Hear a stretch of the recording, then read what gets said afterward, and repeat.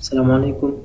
आज हम बात करेंगे कि जो फॉर्म्स हम बनाते हैं उसको हम जावास्क्रिप्ट में किस तरीके से सबमिट कर सकते हैं और फिर उस सबमिट डेटा को हम किस तरीके से एचटीएमएल में डिस्प्ले कर सकते हैं।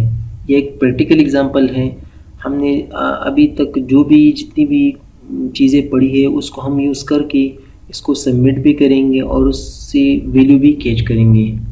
तो मैंने यहाँ पर एक HTML फाइल बनाया है, यहीं पर एक हेडिंग दी है और उसके अंदर एक फॉर्म बनाया है। उस फॉर्म में जो है 3 इनपुट दी है मैंने। 2 इनपुट है टेक्स्ट की और एक इनपुट है उसकी सबमिट की यानी बटन की। और उसके साथ साथ एक पैराग्राफ बनाया है, उसको एक आईडी दी है डेटा। अब ये क्यों दी है मैं आपको जब हम जावास्क्रिप्ट में जाएंगे और इसको करेंगे तो आपको पता चल जाएगा कि ये क्यों दी है हमने। तो अब हम इसके लिए कुछ यही फॉर्म में मैं यहाँ पर इसको भी एक नाम दे देता हूँ और नाम देता हूँ मैं लेट्स से फॉर्म। मैंने इसको एक फॉर्म दिया और उसके साथ हम एक इवेंट यहाँ पर यूज़ करेंगे। मैं चाहता हूँ जब भी हम इस सबमिट पर क्लिक करें तो ये कुछ फंक्शन चले। तो मैं इसको ऑन सबमिट एक इवेंट है उसको हम करेंगे जब हम इस फॉर्म को सबमिट करें यानी इस पर। तो क्या करें, यहीं पर एक फंक्शन लगाऊंगा कि वो फिर वो फंक्शन चले। तो मैं यही फंक्शन यहीं पर बना देता हूँ और उस फंक्शन को दे देता हूँ लेट्स से यहाँ एक शो नाम दे दिया उसको। और अब इस शो को मैं वहीं पर कॉल करूँगा, यहीं पर। इसको क्लोज करता हूँ। अब हम बात करते हैं कि हम इसको किस तरीके से कर सकते हैं। तो मैं यहीं पर आता हूँ, मैं आपको दिखा भी देता हूँ ब्राउज़र में। ये पर देखिए ये ब्राउज़र में इस तरीके से डिस्प्ले हो रहा है। तो हम जब इस बटन पर सबमिट करें तो मैं चाहता हूँ कि इसकी वैल्यू और इसकी वैल्यू को हम फिर यहाँ पर डिस्प्ले भी करें कहीं पर, या अगर कोई वेबसाइट है तो आप वहाँ पर आपकी मर्ज़ी है। लेकिन मेरा मकसद यही है कि हम इसको सबमिट किस तरह कर सकते हैं और फिर उस सबमिट डेटा को कैच यानी डिस्प्ले किस तरह कर सकते हैं। तो यहीं पर आते हैं।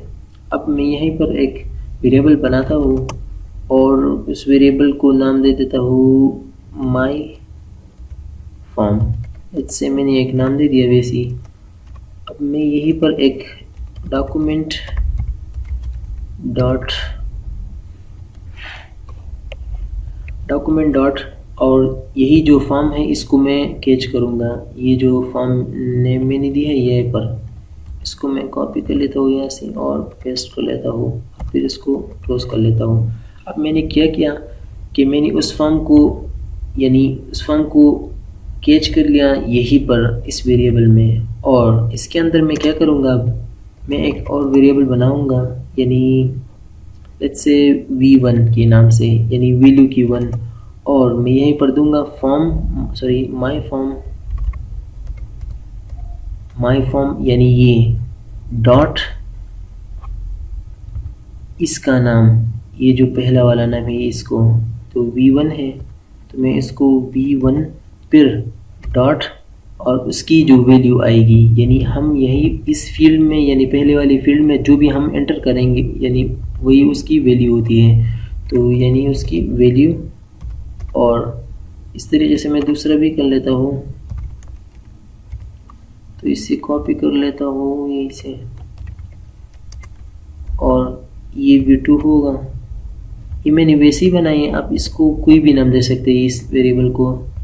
और ये v2 है, v2 की वैल्यू यानी इस वाले में जो आएगा तो इसकी वैल्यू। ओके, अब मैंने तो ये तो कैच कर लिया। अब इसको हम करेंगे कि हम डिस्प्ले किस तरह कर सकते हैं। अगर मैं यही पर आऊँ थोड़ा सा नीचे और मैं ये पर लिखूँगा document dot gate element by ID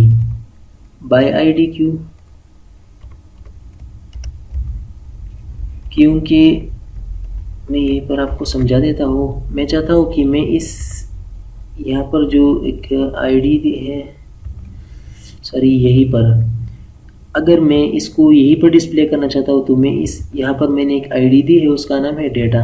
तो मैं इसको पकड़ लूँगा और इसी में डिस्प्ले करूँगा। तो इसलिए मैं इसको कैच कर रहा हूँ, यानी इसको यहीं पर डाल दूँगा डेटा को, और फिर डॉट। यही पर इम्पोर्टेंट पॉइंट है जो हमने पढ़ा था। एक था console.log, एक था document.write, एक था window.alert, और जो सबसे इम्पोर्टेंट और ज़्यादातर हम वेबसाइट्स वगैरह में यूज़ करते हैं ताकि हम HTML के एलिमेंट में चेंजेस करें, क्योंकि ये जो है यहीं पर अगर आप देखें ये भी है, क्योंकि ये HTML की एलिमेंट है, इसलिए हमने एक आईडी दी है, इसके ज़रिए हमने इसको आइडेंटिफाई किया है और उसी में हम चेंजेस करना चाहते हैं। तो इसके लिए मैंने एक जो चीज़ बताई थी वो है inner HTML, क्योंकि हम HTML के टैग में करना चाहते हैं, तो इसलिए मैंने ये दी है। और उसको मैं इक्वल करूँगा किस चीज़ का, इसका और इसका। तो मैं पहले तो यही दूंगा, और V1 कौन सा, यानी ये वाला। मैं चाहता हूँ कि पहले ये डिस्प्ले हो, यहीं पर दूसरा भी बना लेता हूँ, यहीं पर Ctrl+Shift+D, सॉरी इसे कॉपी कर लेता हूँ और दूसरा भी बना लेता हूँ। इसको D1 देता हूँ, डेटा1, और इसको डेटा2। यानी इसका क्या मतलब हुआ, जो पहले वाली फील्ड का डेटा आएगा वो इसमें डिस्प्ले होगा ताकि अलग पैराग्राफ हो, और जो दूसरे वाले फील्ड में आएगा वो इसमें डिस्प्ले हो ताकि वो अलग हो। तो मैं यहीं पर क्या कर लूँगा, D1, यानी वैल्यू 1 की जो वैल्यू आएगी वो इसी में स्टोर होगी, यानी डेटा1 में, और इससे मैं कॉपी कर लेता हूँ। और इसको थोड़ा सा प्रैक्टिस चाहिए, आप अगर प्रैक्टिस करेंगे तो आपको समझ भी आ जाएगा। और इसकी वैल्यू 2 है, मैंने डेटा2 में रखेंगे। अब अगर मैं यहीं पर आऊँ, इसको रिफ़्रेश करूँ, अब मैं आता हूँ यहीं पर, मिसाल के तौर पर मैं दे देता हूँ अपना नाम, और यहीं पर कुछ भी दे सकता हूँ। और जैसे ही मैं इसको सबमिट करूँगा तो यहाँ पर थोड़ा सा मसला आ रहा है, तो इसको हम देख लेते हैं। सॉरी, पहले तो मैं इसकी जो है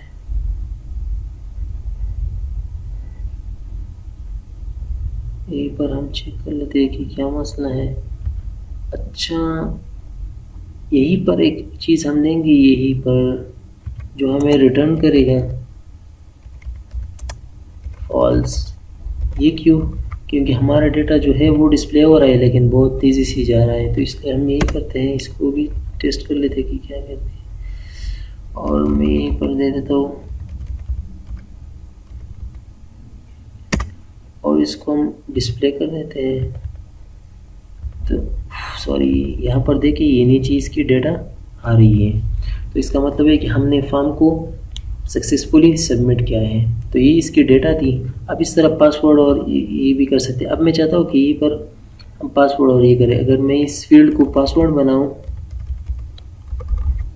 और इसको भी मैं पास दूँ नाम ताकि हमें पता हो, और इसको मैं नेम दे दूँ, ये नेम हुआ और ये पास हुआ, और यहीं पर डेटा1 और डेटा2 तो यही तक ठीक है।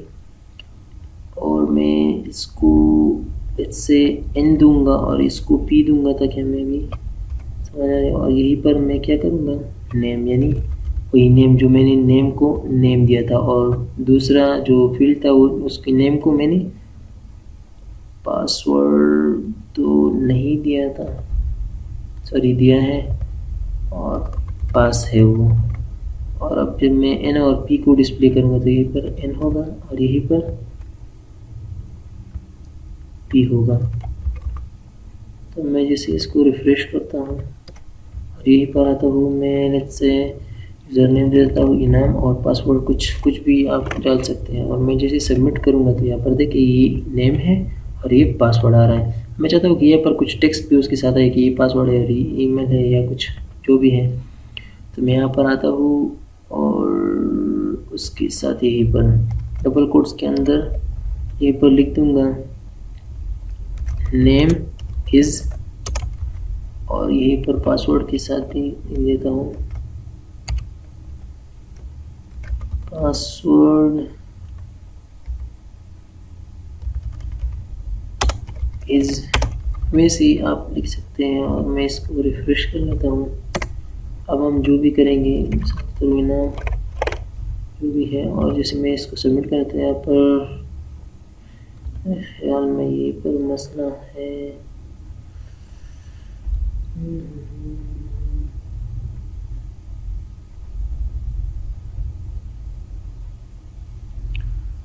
अच्छा, तो ये N है और ये B है, इसको हम चेक कर लेते हैं। नेम है और पास है, और ये डेटा 1 और डेटा 2 में जा रहा है कि नहीं, यही पर मेरे ख्याल में मसला। इसको हम चेक कर लेते हैं क्या ये शो कर रहा है कि नहीं। पहले तो मैं इसको चेक कर लेता हूँ। हाँ, ये शो कर रहा है, मेरे ख्याल में यही पर मसला है। अच्छा, फिलहाल इसको हम रहने देते हैं। मैं इसको टेस्ट कर लेता हूँ कि क्या करता है। इसको तो इससे नाम दे दिया, एक पासवर्ड खाली आ रहा है। चलो हम इसको बाद में कर लेंगे, लेकिन इतना हुआ कि हमने फॉर्म को सक्सेसफुली, इसको हम एक दफ़ा और चेक कर लेते हैं। और ये पासवर्ड है, और जैसे मैं इस पर सबमिट करूँगा तो ये नेम आ रहा है यानी पहली फील्ड का, और ये पासवर्ड आ रहा है यानी इस फील्ड का। इसको मैं थोड़ा सा समराइज़ कर लेता हूँ। मैंने यहाँ पर एक वो है फॉर्म बनाया है, उस फॉर्म को एक नेम दिया है, उसका नाम है फॉर्म। और ओके, इस फॉर्म को मैंने नाम दिया और यहीं पर एक इवेंट अप्लाई किया। उस इवेंट के अंदर मैंने क्या लिखा है, इसको मैं फ़िलहाल हटा देता हूँ कि इससे काम करता है कि नहीं। इसको हम चेक कर लेते हैं कि क्या है।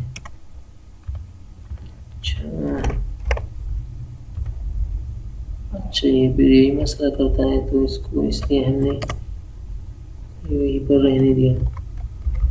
और इसको मैंने एक फंक्शन दे दिया जो कि फंक्शन है यहीं पर है, और रिटर्न फॉल्स इसलिए दिया, अगर आपने देखा हो तो मैं रिटर्न फॉल्स के बगैर जिस तरह फॉर्म करता हूँ तो वो फिर मसला करता है, तो इसलिए इसको रोकने के लिए हम यही रिटर्न फॉल्स इस्तेमाल करते हैं ताकि हमें डिस्प्ले कर सकें। और कुछ उसमें 3 फील्ड्स बनाई हैं, 2 टेक्स्ट यानी एक टेक्स्ट और पासवर्ड का है, और नेम भी नेम और पास है, और जो एक है सबमिट के लिए। फिर 2 पैराग्राफ बनाई है, डेटा 1 आईडी और डेटा 2 आईडी मैंने उसको दिया है।